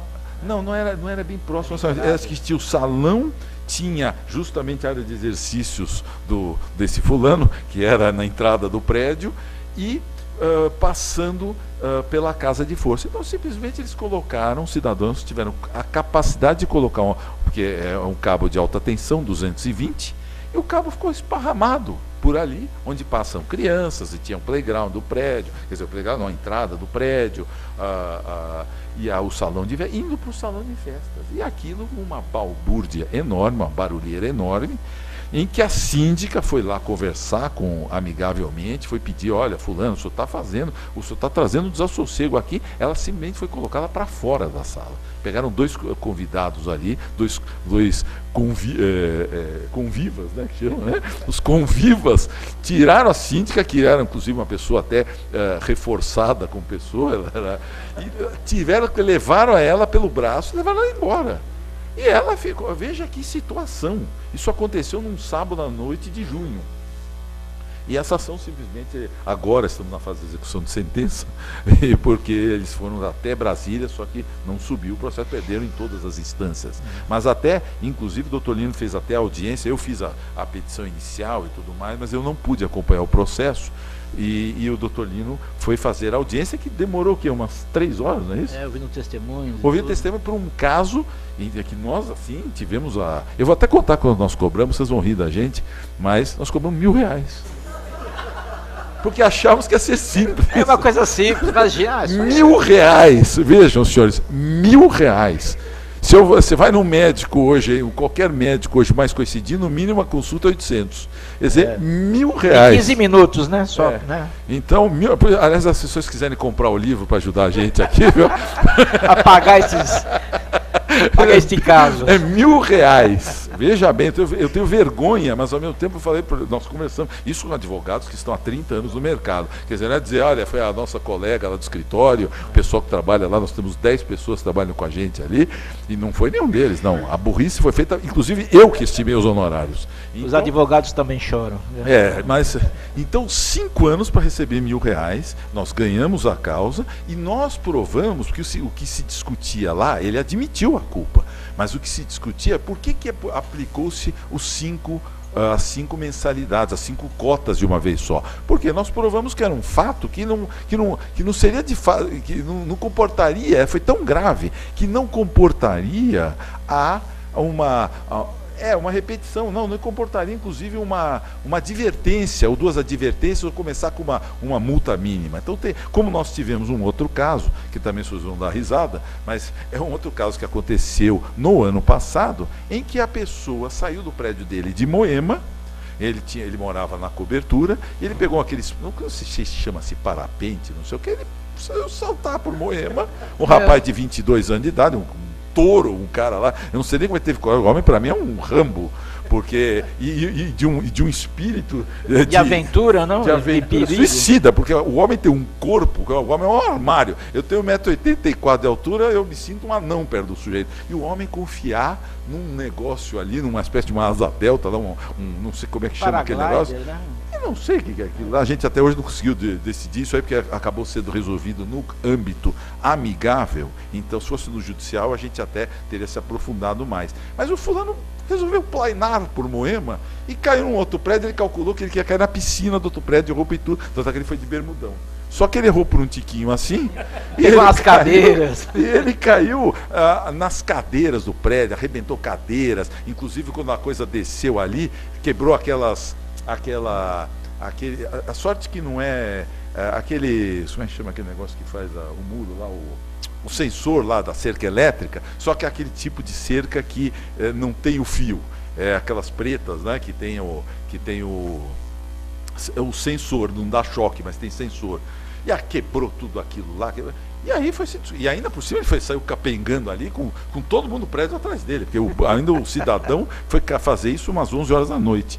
E era não sei se era uma sexta ou um sábado, e ele foi se aventurar, assim, no comecinho de, se não me engano, acho que foi num dia de verãozão, a gente não lembra tanto. Imagina o susto que o piloto levou, porque ali é rota de avião, né, para Congonhas, né, e os aviões já passam bem rente, né, na altura dos prédios, né?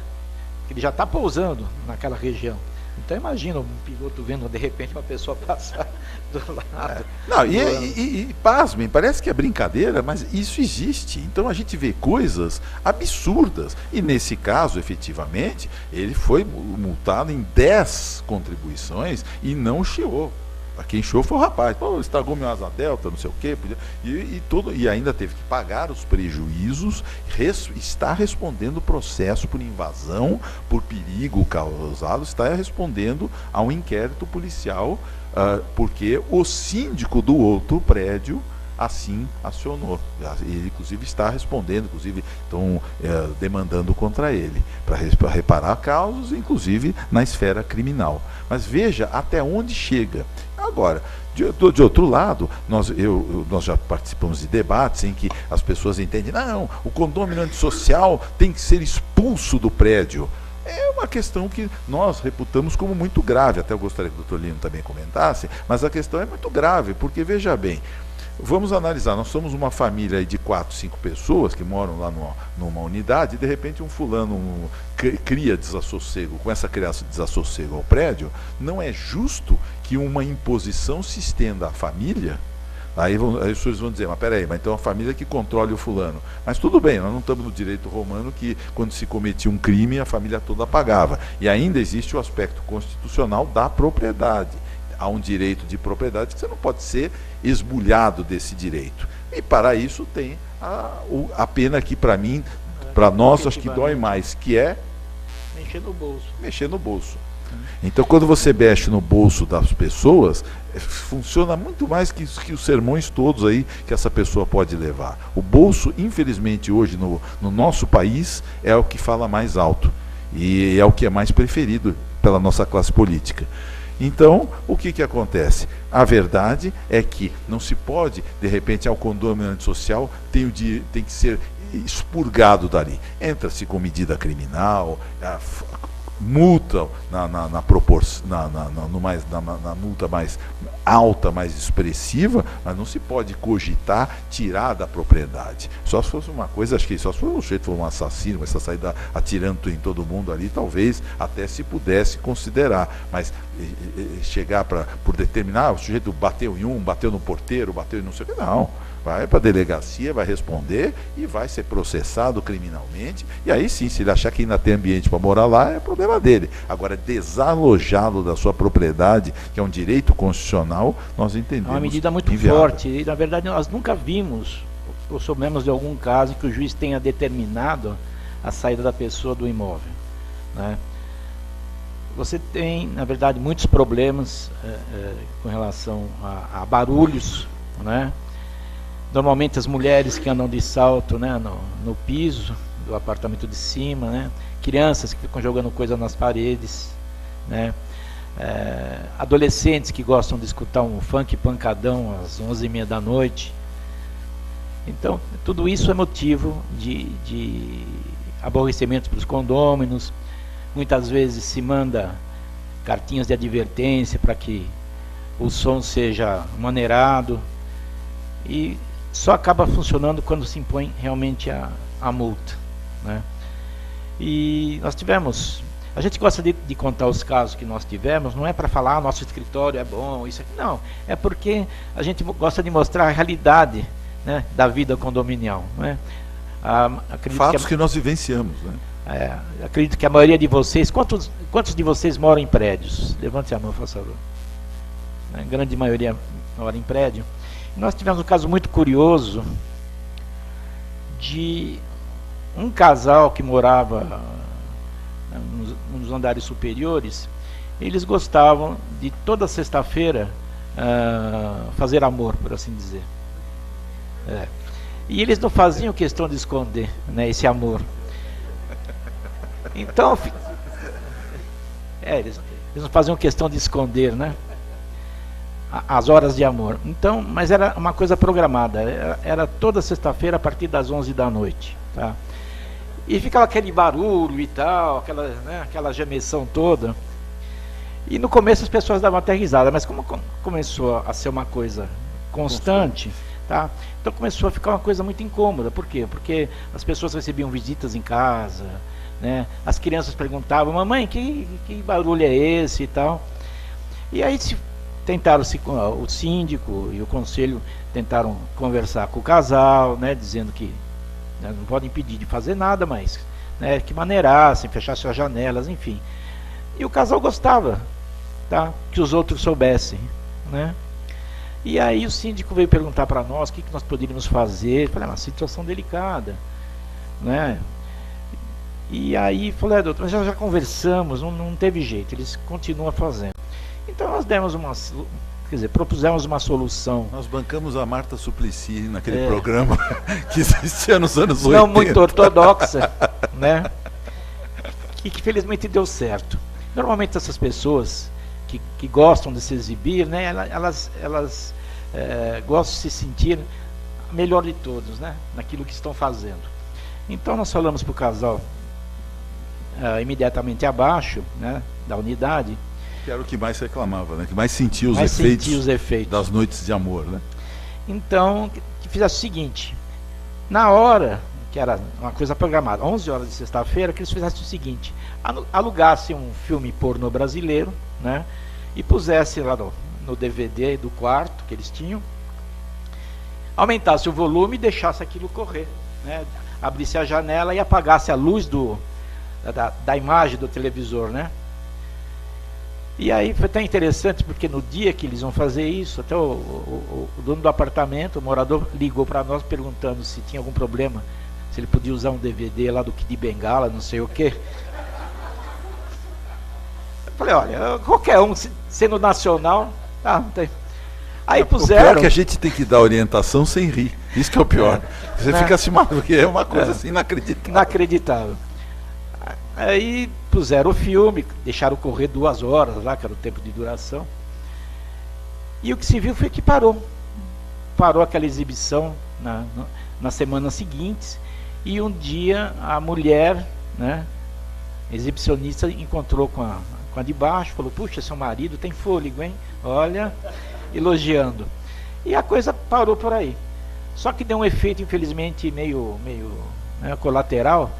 Porque o marido ficou conhecido como Garanhão do Pedaço, né? Então...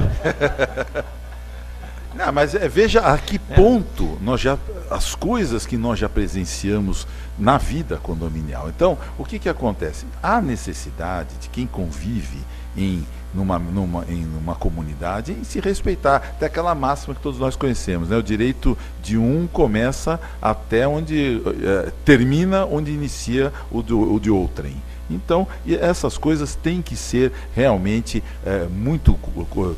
a vida tem que ser muito bem sopesada, tem que ser muito bem tolerada, tem que haver uma certa tolerância e tem que haver um espírito de comunidade, senão realmente não dá para viver em condomínio. Inclusive nós estamos entrando aqui no último item, que é animais em unidades autônomas de apartamento, que eu gostaria até que o Dr. Lino também comentasse, porque nós também vivenciamos um caso muito até doloroso nesse caso, porque se tratava de uma pessoa. Eu só vou fazer a introdução e o doutor Lino vai terminar aqui. Quase parar no Fantástico. Esse caso, a pessoa, ela era um prédio em Pinheiros dos Jardins. Jardins ali, né? Perto da Oscar Freire ali, né? E essa pessoa, ela tinha 8.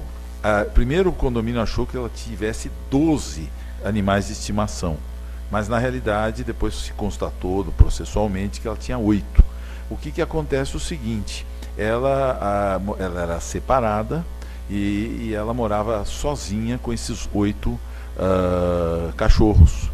E não tinha gato, era só cachorro. Só cachorro. Só cachorro. E aí era uma cachorrada. E aí ela ficava, como ela trabalhava o dia todo, ela não tinha uma empregada, era inclusive um apartamento até bom, ela tinha uma área de 80 metros quadrados para uma pessoa só, mas o que acontece? Insuficiente para quem não deixava uma empregada e deixava os animais totalmente solitários ali, ou seja, abandonados à própria sorte durante o dia inteiro. E o que aconteceu? Aquilo resultava em mau cheiro extremo, barulheira de latidos, e ela morava, se não me engano, no 2º andar, e, por azar dela, o subsíndico também, no 2º andar.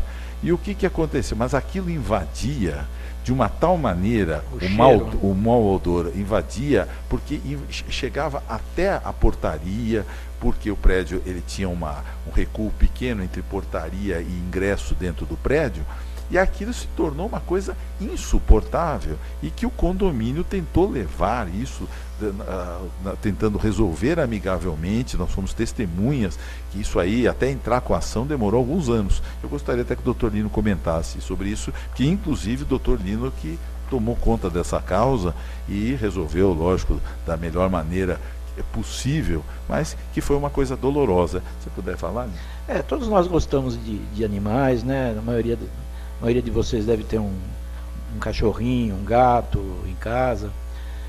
E a jurisprudência hoje tem amenizado, tá, o fato de algumas convenções proibirem, né, as pessoas de terem animal. Mas desde que não traga desassossego, não põe em risco a integridade física das pessoas, tá, e nem a parte de segurança, né, e não ponha também em risco a saúde, os tribunais hoje têm entendido que é perfeitamente possível, tá, mesmo nos prédios em que haja proibição de animais, que eles possam ficar, né, com seus donos nos apartamentos.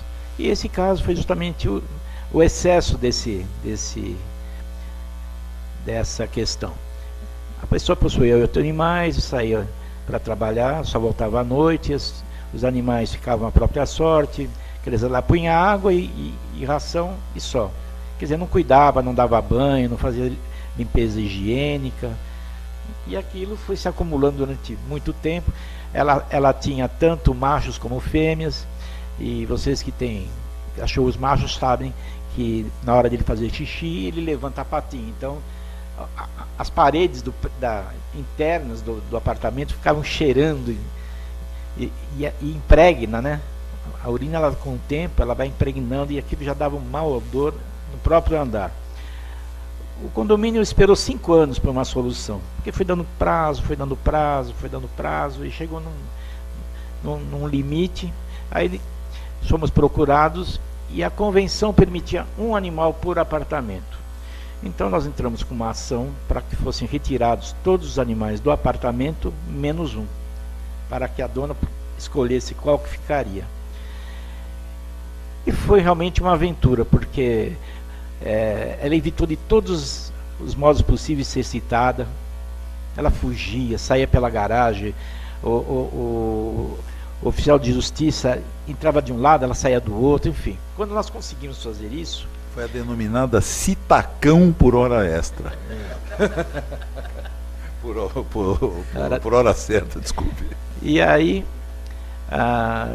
nós pedimos, inclusive, na inicial, uma liminar, tá, para que fosse estipulada uma multa de R$500 por dia em caso de descumprimento, após a citação. E o juiz estabeleceu essa multa de R$500, limitado a R$20 mil. Tá? Não podia passar de 20 mil. E quando ela foi citada, bom, demorou-se um tempo razoável, e foi se passando os dias, ela não retirava, bom, a multa atingiu os 20 mil reais.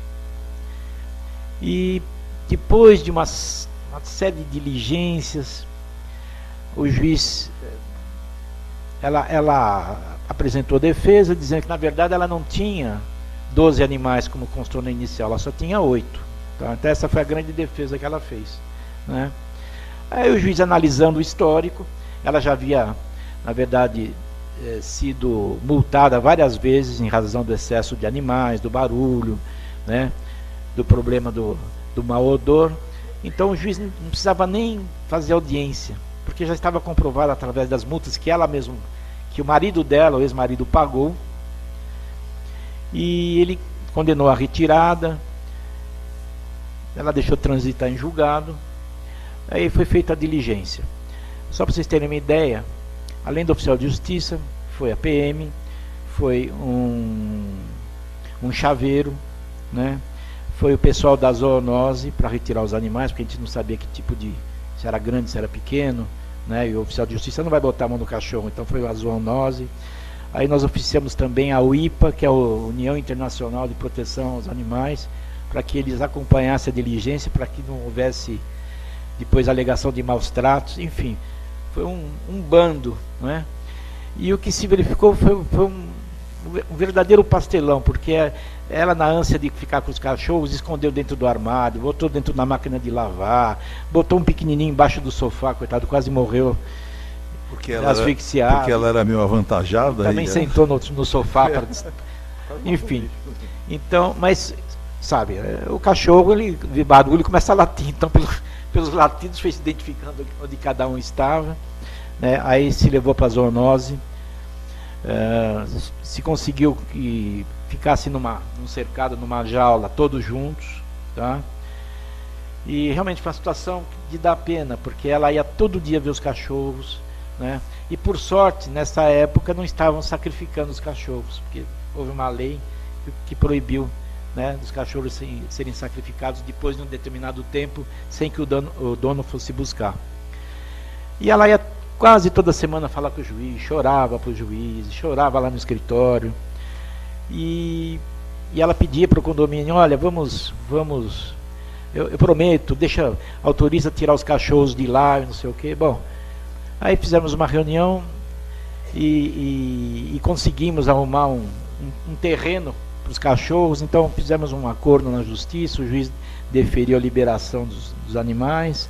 Então eles levaram todos para um terreno aqui na capital, com cercadinho. Ela conseguiu também um dinheiro com amigos, né? E pelo menos nesse particular teve um final feliz, né? Mas realmente é duro, as pessoas não entendem, tá? Que o direito delas não pode prejudicar o dos demais condôminos, né? Eu acho que o condomínio até foi muito paciente, porque ninguém toleraria 5 anos desse tipo de incômodo, né? Principalmente quando um cachorro latia, os outros seguiam. Então, um uivava, já era aquela orquestra, né?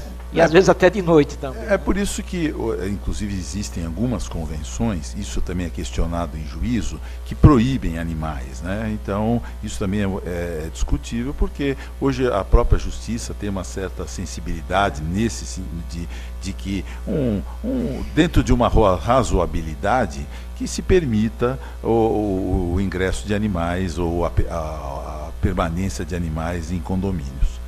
Bom, senhores, na realidade, isso aqui era um pouco daquilo que a gente tinha que falar, se realmente a vida em condomínio, ela tem inúmeras vertentes, ela agrega inúmeras discussões. Inclusive, olha, não te interrompendo, mas as discussões básicas se reúnem nos 4 Cs, tá? Carro, criança, cachorro e condômino. E as más línguas falam que tem um 5C, que é o causídico, né? Então nós gostaríamos agora de encerrar. Logicamente estamos abertos aí para dúvidas aí, se os senhores tiverem dúvidas, estamos aí abertos e já antecipadamente agradecendo pela presença. Muito obrigado.